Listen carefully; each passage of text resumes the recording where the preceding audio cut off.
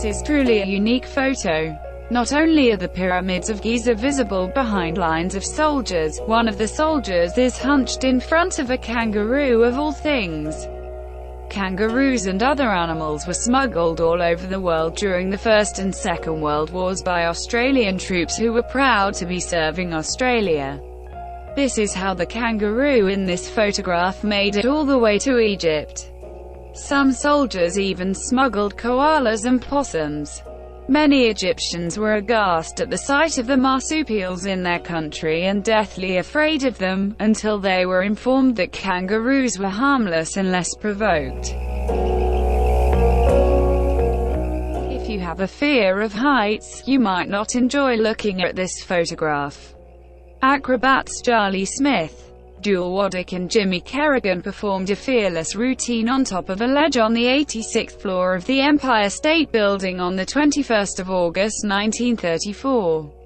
Nicknamed the Three Jacksons, the young men showed off an intricate balancing act which culminated in them resembling a human sculpture.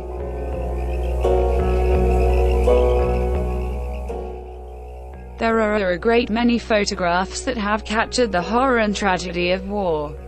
Some of these photos depict the bloody aftermath of battles, while others show the psychological effects that the different wars have imprinted on soldiers and their families. Many photographs have been taken during action and reflect not only the terrible conditions the soldiers had to live in, but the terrifying actions they had no choice but to undertake. On the 6th of June 1944, Robert F. Sargent took a photograph of American soldiers disembarking from LCVP at Omaha Beach during World War II.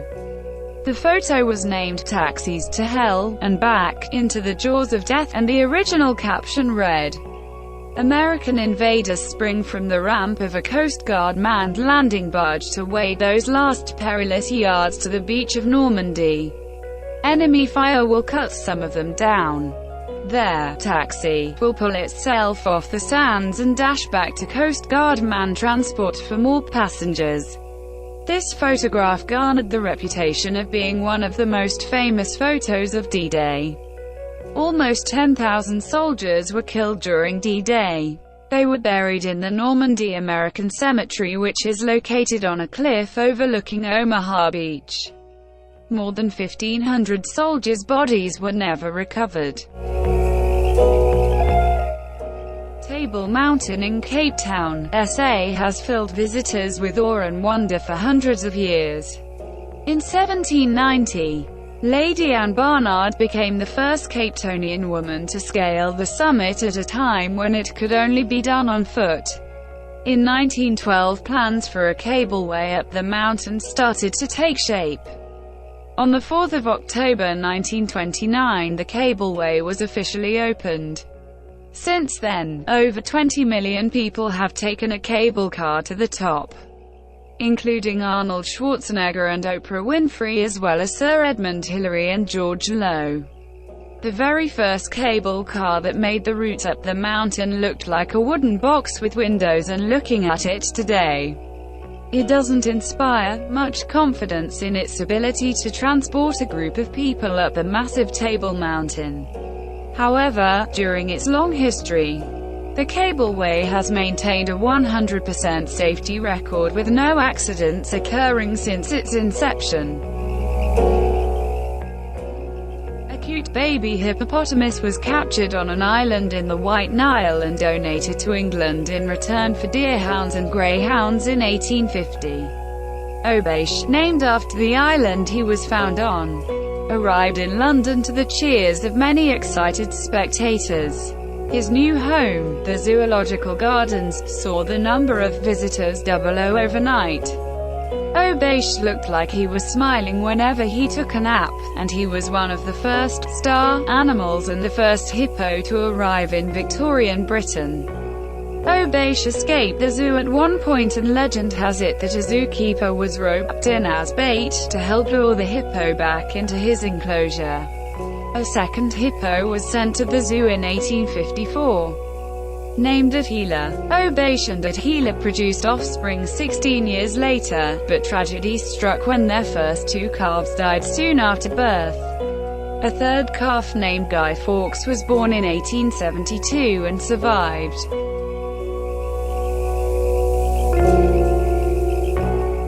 Dinosaur fossils have fascinated the world's population for a long time. Books have been written about these giant creatures and movies produced that show them in all their former glory. In 1898, an excavation in a geological formation in Europe, Argyll's Doctorville, uncovered several bones belonging to a stegosaur. Amateur geologist, paleontologist and archaeologist, Emile Saval, took several photos of the excavation process, and it became the oldest surviving photographs of a dinosaur excavation in Europe. Saval had found a solid block of Kimmeridgian limestone on the beach. The block contained fossilized bones, and, after he notified the Natural History Museum in Le Havre, it was confirmed that the bones belonged to a dinosaur. Saval died in 1902, and at that time, the skeleton had not yet been identified as being that of a stegosaur, with it still being described incorrectly as an iguanodon in 1904. It was only in 1911 that the Octeville bones were first correctly described as belonging to a stegosaur.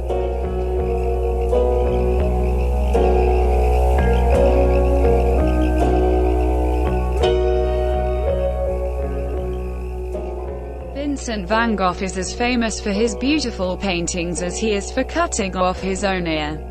The Starry Night, The Yellow House and Cypresses are among his most popular artworks. Van Gogh also created a number of self-portraits, but only had 2 photographs taken of himself throughout his lifetime. One of the photographs was presented at an exhibition in 1957, during which Belgian researcher Marc-Edouard Tralbaut claimed that it depicted a 13-year-old Van Gogh. In 2014, however, a Dutch TV program used imaging technology to age-morph the Van Gogh photo and compared it to the other photo of the artist taken when he was 19. It was found that the photos didn't match. The Van Gogh Museum took up the matter and concluded that the 19-year-old was undoubtedly Van Gogh, but couldn't conclusively prove that the photo of the 13-year-old was indeed the artist. Many experts now believe that instead of a photo depicting a teenaged Van Gogh, it in fact depicted his brother Theo van Gogh.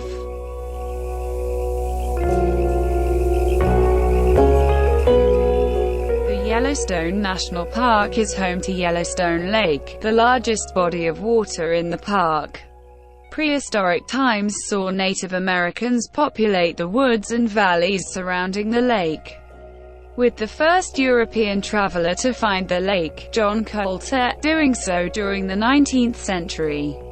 A fishing bridge was added in 1902, but closed for fishing in 1973 after the rapid decline of cutthroat trout. In 1871, the first documented boat sailed out on the waters of Yellowstone Lake. The Annie was sailed to Stevenson Island on 29 July 1871 and was a small canvas boat measuring 12 feet long. The boat contained passengers James Stevenson and Henry W. Elliot. The spectacular Taj Mahal mausoleum was commissioned by the Mughal Emperor Shah Jahan in 1632 to hold the tomb of his wife Mumtaz Mahal.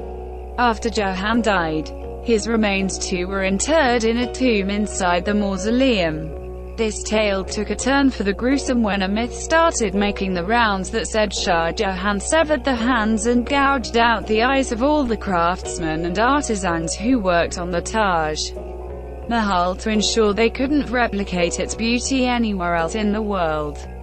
The first ever photos of the monument were taken by Dr. John Murray between 1858 and 1862. The first photograph of the Taj Mahal depicts a side view of the building with the river Yamuna flowing in front of it.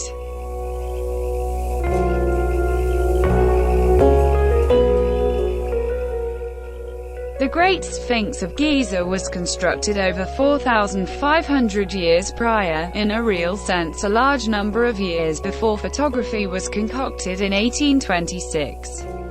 From that point forward, swarms of photographs of the Great Sphinx and the Pyramids of Giza have been taken by individuals who came from all the edges of the world to see these magnificent landmarks for themselves. As part of what is believed to be the first set of photographs taken of the statue, Maxime Duchamp snapped a photo of the Great Sphinx with the pyramids visible in the background, in 1849. At that point the chest area of the Sphinx had only very recently been uncovered. Another photograph taken in 1860 revealed that further excavation had uncovered even more of the statue. Today, the entire Sphinx is visible, including its tail that wraps around the rear and stretches to its right rear paw. Only the nose, believed to have been a meter wide, is missing from the statue.